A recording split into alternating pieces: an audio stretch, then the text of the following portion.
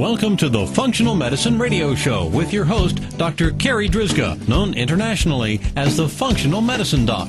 Dr. Carri is committed to helping patients find the root cause of their health problems and fixing the cause with natural treatments so they can feel normal again. Dr. Carri is the founder of Functional Medicine Ontario and is the author of the hit book, Reclaim Your Energy and Feel Normal Again. Please welcome your host, Dr. Carri Drzyzga. Hello everybody, and welcome to the Functional Medicine Radio Show, the only internet radio show dedicated to giving you real solutions to improve your health. Not only are they real solutions, but they're natural solutions as well, because as you know, the one and only true wealth you have is your health. I'm your host, Dr. Carri Drzyzga, the Functional Medicine Doc, and I'm committed to helping you find the root cause of your health problem, fix the cause with natural treatments, so you can feel normal again and live your life to the fullest. I'm so excited about today's show because my special guest is Dr. Jillian Teta. Let me tell you a little bit about her. Dr. Teta is the author of Natural Solutions for Digestive Health and creator of the Fix Your Digestion Gut Restoration Program, an online, do-it-yourself comprehensive system that can be used by anyone with digestive distress or digestive disorders to feel better. Dr. Teta is also the president of the North Carolina Association of Naturopathic Physicians and practices at the Naturopathic Health Clinic of North Carolina in Winston-Salem. Dr. Teta, thank you so much for being my special guest today on this episode of the Functional Medicine Radio Show. Thank you so much for having me. I'm so glad to be here. Thank you. It's always exciting to talk to a fellow doctor about digestion because it's so darn important for our health. Yes, it is. It sure is. It really, really is. So there's so much exciting research coming out right now about the importance of digestion, the importance of the gut microbiome. So can you talk a little bit about why digestion is so important for us? Oh, this is such a juicy topic, and I too am so pumped to be on here with you, a fellow digestive expert. So I think that the interesting way to talk about digestion in terms of its importance for human health and well-being is not only because the digestive system is the avenue through which we import and absorb our nutrition, but this system also acts like the grand central station of the body, having major implications for our immune health, right? 2/3 of our immune system resides in the digestive tract. It houses our microbiome, which also heavily influences the immune system. Not only do we have the immune system, we also have a vast neuronal network in the GI tract, right? The second brain, the enteric nervous system, which has a bimodal and sort of reciprocal feedback relationship with our central nervous system. The gastrointestinal system also recycles and builds many different hormones impacting the endocrine system, and our neurotransmitters, about 2/3 to 3/4 to even 90% in some cases of neurotransmitters and receptor density of neurotransmitters are made and manufactured and manipulated in the GI tract.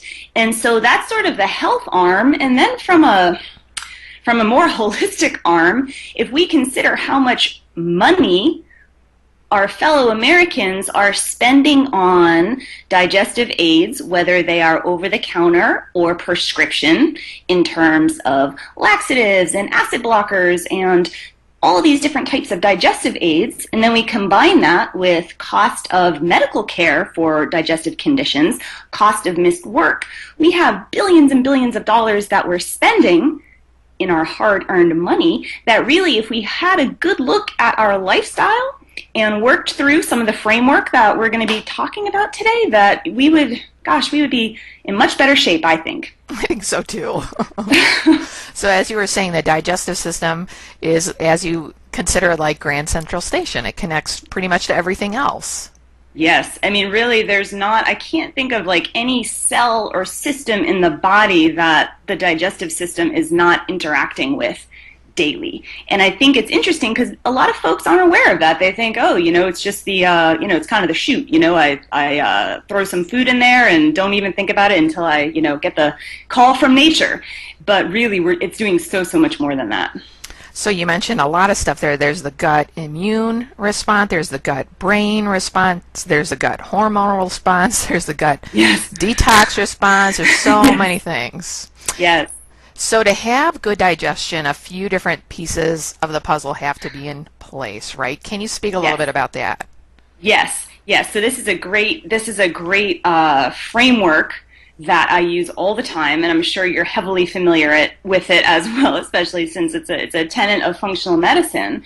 So essentially, not only do we have to be eating foods that are appropriate for us, right? And this means, finding and eliminating food sensitivities if they are present, considering diagnoses or conditions that we may have and eating for those. And then also eating for our symptoms. So not only do we have to look at the types of foods that we're eating and finding our own unique individual nutrition that's best for our body in this moment, we also have to consider the way in which we eat it. So we have to kind of slow down when we eat and not just like wolf down our food like a bunch of animals on the run. Another important consideration is our ability to digest our food. So I use the term digestive fire to refer to the body's ability to break down proteins and fats and carbohydrates into the constituent building block molecules of amino acids, fatty acids, and starches so that they can be absorbed through the use of digestive acid, digestive enzymes, and bile. So we got to have our digestive fire strong, and then we have to have a robust and non-infected, non-dysbiotic microbiome. The integrity of the lining of the GI tract should be intact, top to bottom. And then, of course, we should have balance of our second brain, the enteric nervous system. So those are very broad, sweeping concepts, and many people will have sort of deficiencies or weaknesses in one or two of those areas, sometimes more. And by focusing in and honing in on those things, we're able to bring up the entire system and really sort of tune and optimize digestion, make it more efficient, which of course in turn, because of this multi-layered relationship that it has with all the other systems in the body, brings up our overall health. Okay, so I like that you call it digestive fire. Yeah.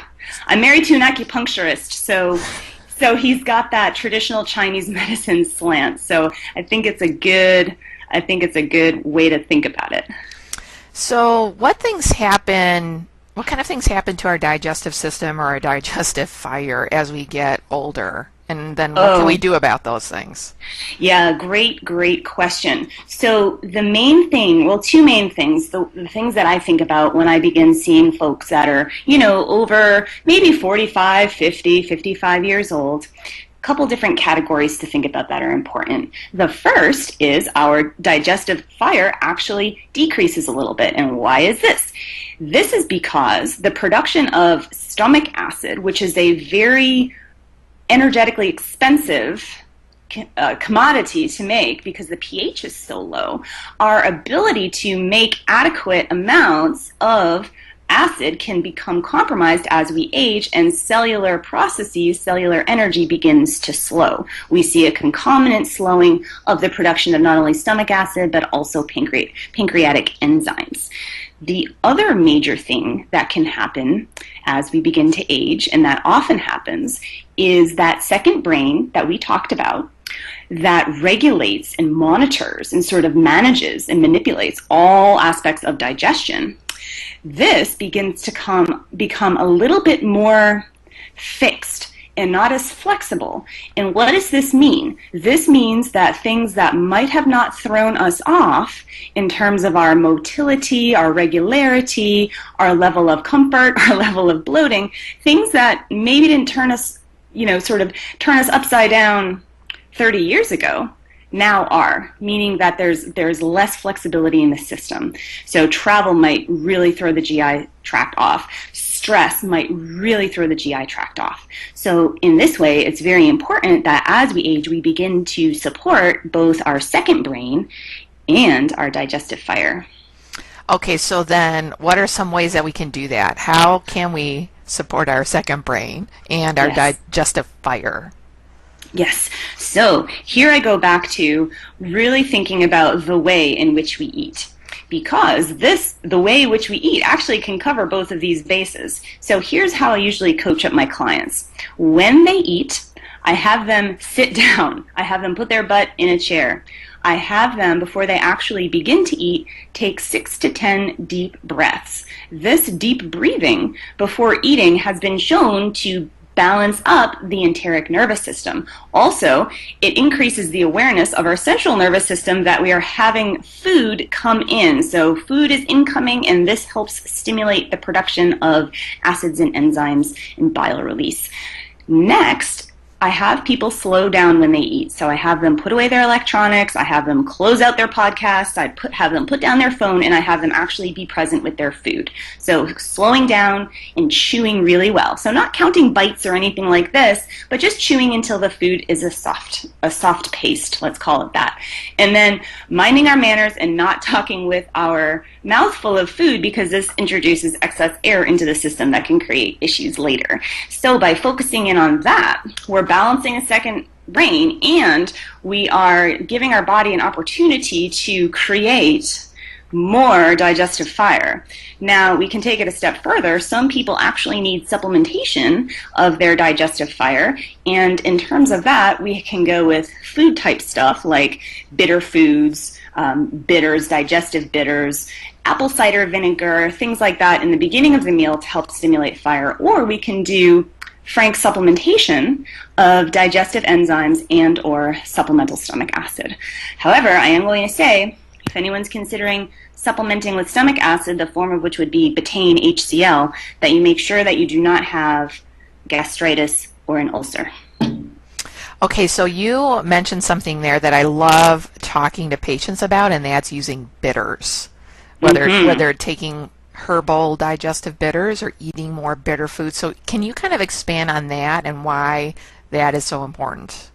Yeah, so even like a little bit of black coffee, black tea is also a really sort of tonifying digestive aid. So these bitter foods, again from a Chinese perspective, or traditional Chinese medicine perspective, we can say that they're stimulating or supportive of the liver, right? Which is one of the digestive organs, also one of the organs of detoxification. However, what happens is these tannins that are in these plants that are in these bitter foods that are giving them this bitter taste, they help stimulate what's called the gastrocolic reflex, which is that reflex that helps things get moving after or as we are eating.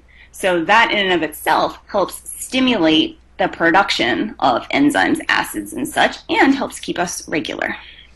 Yeah, so for the listeners out there, if you feel like you eat a meal and it just kind of sits in your stomach, or if you just feel like your bowel transit time is just sluggish, or you do have frank constipation, the bitters can be so helpful.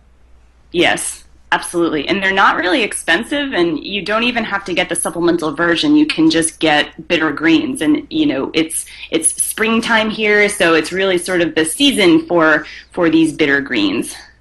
So Jillian, what are your favorite bitter foods? Oh, I love dandelion.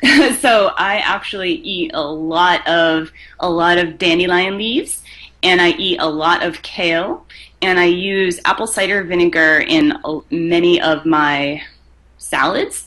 My favorite salad dressing is olive oil, apple cider vinegar, lemon, salt, pepper, and garlic powder. Very simple and not super fancy, but super delicious. But I do have to say, Carri, I think my favorite bitter of all time, and I'm not afraid to claim it, is coffee. I do tend to forget about that one as a bitter.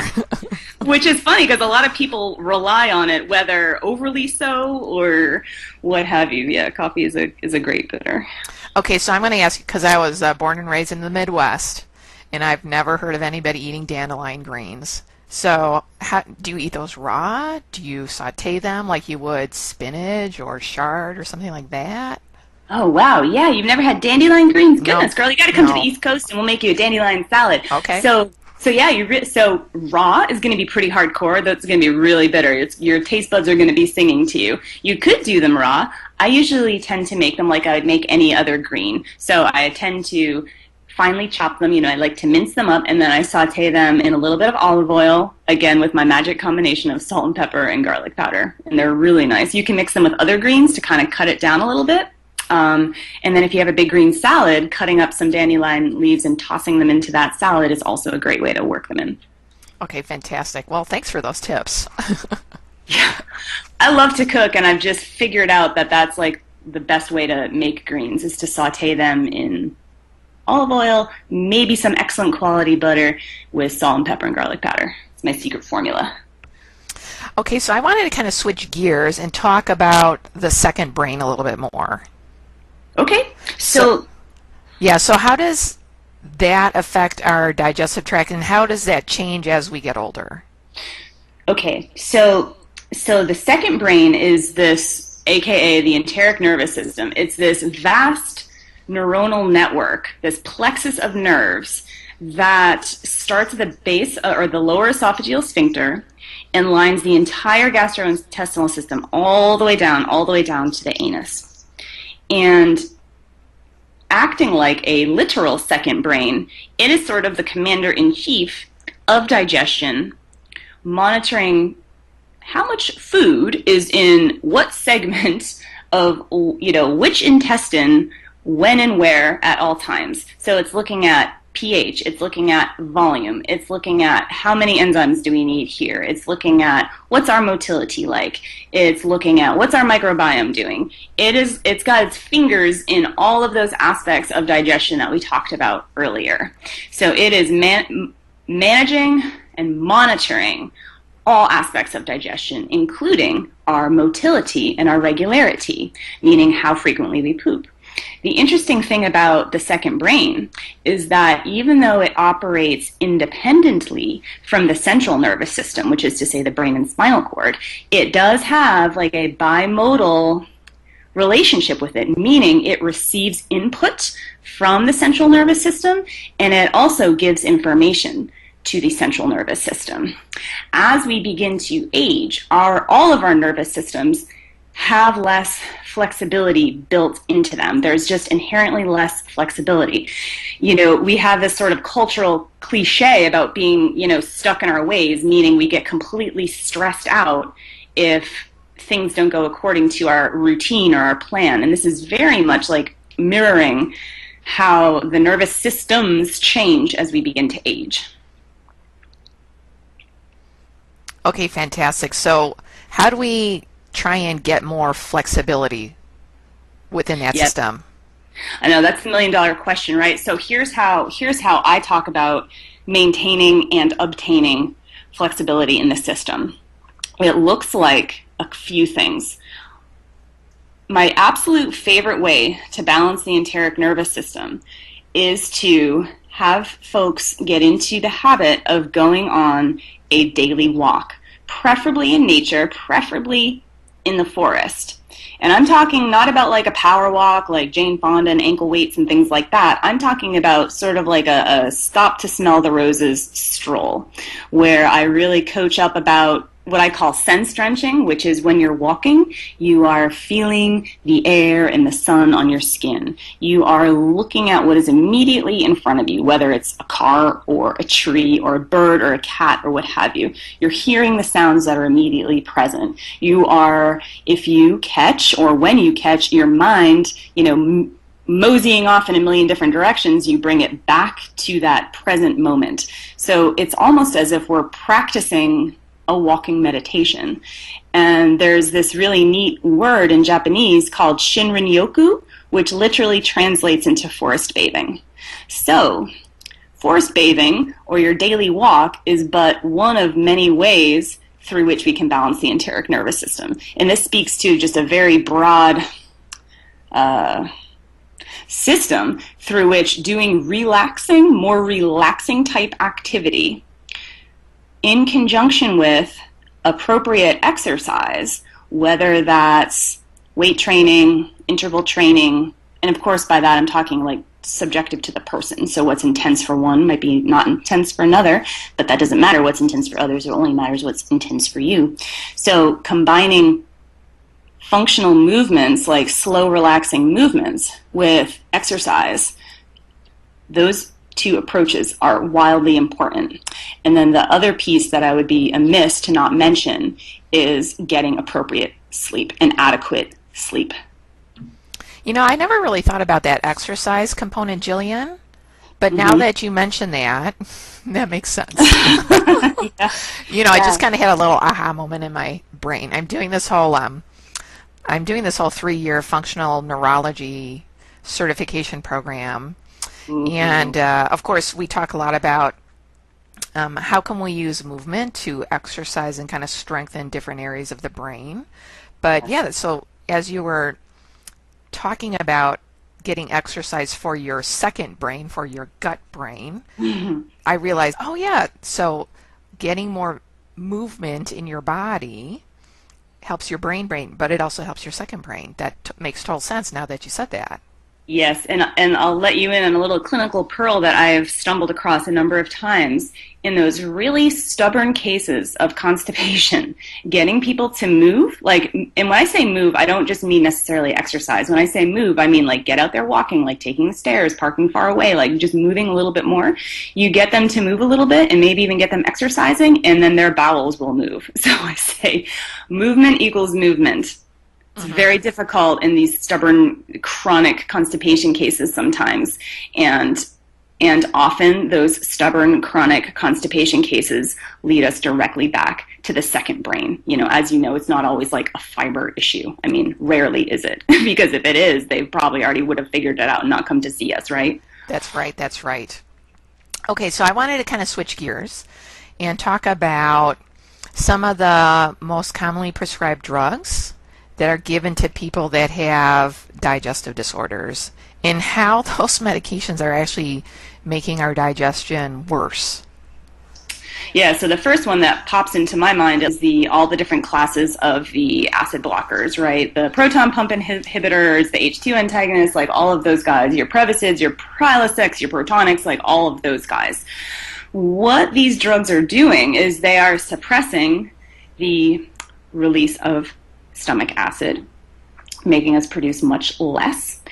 And thus, a major consequence, there's two major consequences to this. But before I go into the consequences, I just want to throw it out there that it was very interesting to note that this class of drugs, when it was originally approved by the FDA, they were only approved initially for no more than 9 months of consecutive use. And I don't know about you, my friend, but I see people that have been on these babies for decades. They are prescribed like candy, and they have a bifold devastation on the body, in my opinion. The first is that by suppressing acid production, you are essentially suppressing digestive function. So you are weakening the digestive capacity of the body. You're dampening that digestive fire. And in turn, this is going to create issues of malabsorption. There's no faster way to deplete a human's health than to weaken their digestive system. So we have these malabsorptions, particularly of nutrients that require acid or intrinsic factor for their absorption. And of course, I'm thinking about B12 and folate and B6 and iron and calcium and all of those guys. So we have the real issue of potentially osteopenia, osteoporosis down the line, anemias, these types of things, infertility.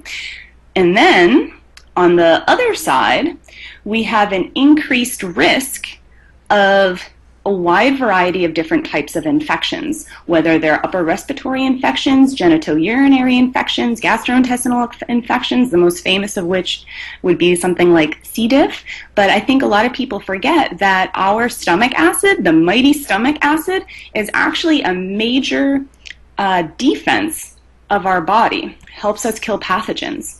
So when we remove that, we're opening ourselves up to increased risks of different infections. And this is very well established in the literature, particularly about community-acquired infections and things like that. Jillian, I could just keep talking to you all day about digestion here. I know, me too. I love it. It's my favorite subject. I know we're starting to run low on time. Is there anything else you want to say about digestion that we haven't talked about that you think is important for our listeners to know? Yes, there are a couple things that I'd like to throw out there to the listeners, or really one main thing, and that is to take care of our microbiomes. So our microbiomes are this colony of beneficial bacteria that reside in our large intestine. I'm sure everybody knows this, and they're estimated, you know, the newest estimates were that they were just 1 trillion strong, but everywhere up to 100 trillion. And these guys are really taking a hit. So I would encourage everybody to do what they can for their microbiome. And the microbiome eats what we eat. And what they like to eat is a lot of fiber, because they take this fiber and then they turn it into short-chain fatty acids and different compounds that are very beneficial. So I'd encourage everybody to get a couple servings of veggies or fruits or green tea or raw honey or anything that's rich in these prebiotic fibers. And I would greatly encourage your listeners to use antibiotics judiciously. So only when necessary. Exactly. Exactly. Jillian, how can our listeners find out more about you? Okay, so, well, I do love social media, so I have a blog that is www.fixyourdigestion.com. There you can sign up for my newsletter, and then, of course, I'm on facebook.com as Fix Your Digestion, and on Twitter and Instagram, I am simply at Jillian Teta. And my book that you mentioned, Natural Solutions for Digestive Health, that's available in bookstores everywhere, and Amazon and Barnes & Noble and all of those things. So I'm pretty easy to find on social media, and I love connecting with people, especially about digestion. So for the listeners out there, if you happen to be out doing your walking in the woods, or you're doing your you're doing your interval training or whatnot, I'll make sure that all of those links are in the podcast notes so that you can easily find Jillian. Jillian, thank you so much for being my special guest today. This has just been an awesome interview. Thank you so much. I really appreciate it. All right, that wraps up this very special episode of the Functional Medicine Radio Show with Dr. Jillian Teta. And I want to thank you, our listeners, for tuning in today. And I'd like to invite you back next week for another episode of the Functional Medicine Radio Show. As always, I'm your host, Dr. Carri Drzyzga, the Functional Medicine Doc. Have a great week, everyone. You've been listening to the Functional Medicine Radio Show with your host, Dr. Carri Drzyzga, known internationally as the Functional Medicine Doc. Dr. Carri is committed to helping patients find the root cause of their health problems and fixing the cause with natural treatments so they can feel normal again. Dr. Carri is the founder of Functional Medicine Ontario and is the author of the hit book, Reclaim Your Energy and Feel Normal Again. Please tell your friends about the Functional Medicine Radio Show, and we'll see you next week with more from Dr. Carri.